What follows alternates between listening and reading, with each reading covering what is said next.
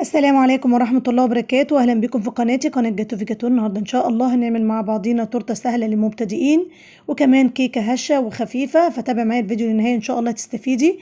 بس حابة أقول لك الأول، لو أنت أول مرة تشوفي قناتي يا ريت تشتركي وتفعلي الجرس وتحطي لايك للفيديو لو عجبك، ويلا بينا نشوف التورتية اتعملت إزاي.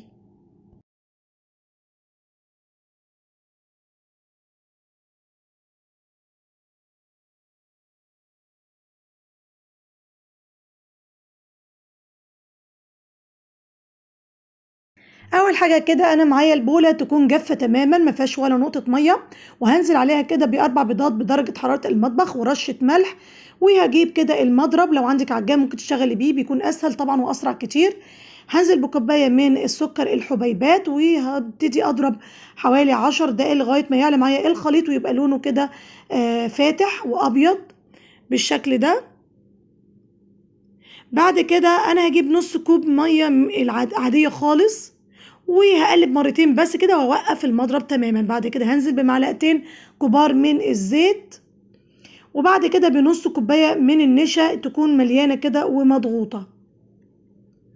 وطبعا هقلب بالراحه لان انا مسرعه المقاطع، فانا اصلا بقلب بالراحه. هجيب كوب، يعني كوب وربع من الدقيق وعليه معلقه الا ربع من البيكنج باودر، وهنزله كده يعني بكذا دفعه، مش هنزل بيه كده مره واحده، هنزل بكذا دفعه بالشكل ده، وهقلب برضو بالراحه وما اسرعش في التقليب.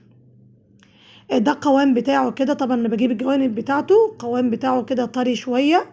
واجيب صينيه مقاس 25 في 35، يعني الصينيه الوسط، وتكون مدهونه درجه حراره 180 لمده 40 ل 50 في وسط الفرن. طبعا هطلعها واقلبها كده معاكم وهقسمها نصين بالشكل ده. الكيكة دي طبعا سهلة جدا وبسيطة وفي نفس الوقت هشة جدا وخفيفة. هجيب كوباية ونص من الحليب المتلج أو مية متلجة، وبعدين 3 معالق كده من السكر الناعم أو حسب الرغبة، وعليهم كده كوبايتين كريم شانتيه بودر بدون سكر، و3 معالق كبيرة من اللبن البودر. ده طبعا اختياري ولكن بيدي طبعا غنى ودسامة للكريمة لأن يعتبر مش حاطين لها أي منكهات. وهقلب كده الخليط دوت وهضربه على اعلى سرعة. هيبقى معايا الكريمة متماسكة بالشكل ده وصلبة، وكمان في نفس الوقت طعمها دسم. يعني انا لو قلبت كمان البولة معاكم كده مش هتنزل ومش هتتحرك من مكانها، وده طبعا المطلوب. انا هبتدي بقى احشي كده الرق الاولاني بعد ما قسمتها كده لجزئين.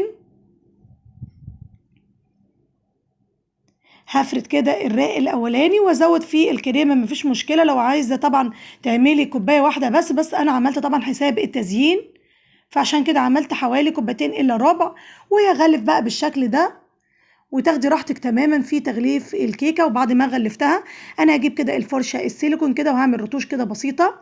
هستخدم اللون الموف الجل، وهعمل كده بعرض التورتايه خطوط كده طوليه بالكريمه بالشكل ده لوسط التورتايه. بس يعني انا هسيب كده النص التاني هعمل بيه بكيس التلاجة كده، هعمل تعريجات عشوائية كده تكسر لي اللون الابيض التاني من التورتايه.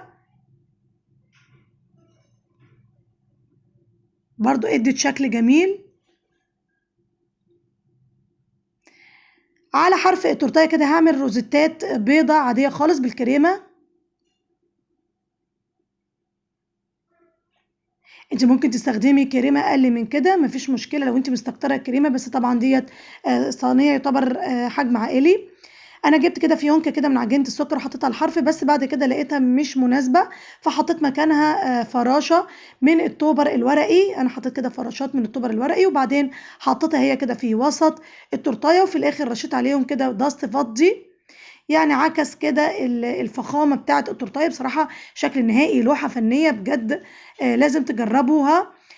الشكل العام جميل جدا، وكمان الكيكه هشه وخفيفه، وكمان التزيين بسيط جدا. لو عجبكم بقى الفيديو ما تنسونيش في اللايك، والسلام عليكم ورحمة الله وبركاته.